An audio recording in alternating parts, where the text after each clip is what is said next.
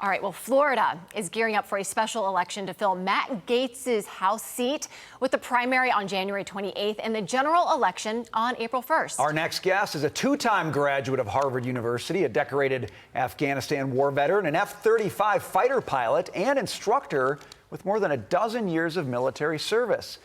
And if that wasn't impressive enough, he's flown 82 combat missions in Operation Enduring Freedom. Joining us now, policy advisor to the Trump-Vance transition and U.S. congressional candidate, Jeff Witt. Jeff, first of all, thank you so much for joining us tonight, but also a big thank you from us for your tremendous service to our country. Indeed. We need more people like you, right. So thank you for that. Thank you, Lydia and Brian. It's great to be with you tonight, and I'm joining you from Pensacola, Florida, here at Veterans Memorial Park. And I'm excited to be a candidate for the 1st Congressional District here in Florida. Well, we want to talk to you more about your candidacy there, because it already seems like it's a pretty crowded field with roughly a handful of candidates tossing their name into the ring to fill Matt Gaetz's seat. Tell us more about what drew you to this calling. Why did you step up and say you wanted to run? Yes, well, I believe that I was called to serve, and I'm ready to fight. And I want to get in this fight because I'm a father of 4 children. Inflation is killing our families in this district and across the country. I believe we have too many drugs and illegals flowing into our country because our borders aren't secure. And I believe we need to strengthen our military.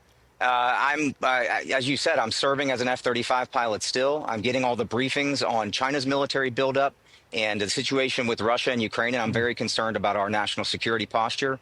And I want to see us strengthen our defense and refocus our military on defending America's borders and America's interests.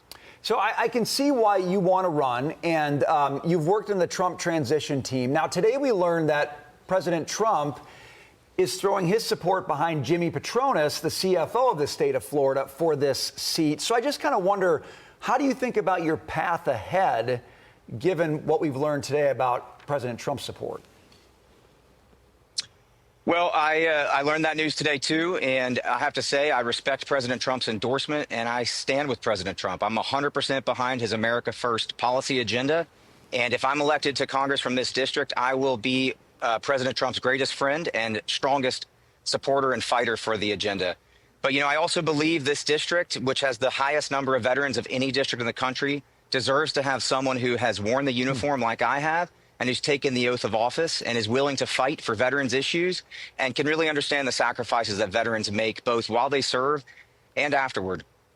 Well, it certainly seems, Jeff, and I think, Brian, you and I were just talking a moment ago, that President Trump recognizes a lot of folks from the state of Florida for their great contributions, because it seems like we're hearing like a lot of names from the Sunshine State getting picked for cabinet positions. It's his bullpen. I mean, he's going to Florida all the time. I just reflect on that with us. I mean, it sounds like, you know, you don't make America Florida again, but you can make America operate a little bit more like Florida. What do you think about the fact that so many of your state leaders and national leaders have been, you know, recruited by the Trump administration? Well, I think it's terrific. I respect the president's choices to fill out his cabinet and administration. I think he's been making terrific choices, and I think that just shows how great the leadership in Florida has been over the last several years.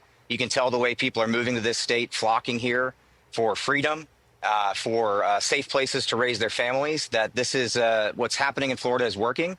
And I fully expect when we get into this Congress with the Republicans controlling the House and the Senate, we're going to get this America First agenda passed, and we're going to see for the nation what has happened here in Florida in the last several years. Well, Jeff Witt, we wish you luck. I know it's going to be a hard-fought race, but we appreciate you being with us today and sharing a little bit about your background and what you'd like to do. Thanks for being here. Thanks for having me on. Please have your viewers go to witforcongress.com if they'd like to support my candidacy or learn more about me. They've got the website address now. Thank you, sir. Good to see you.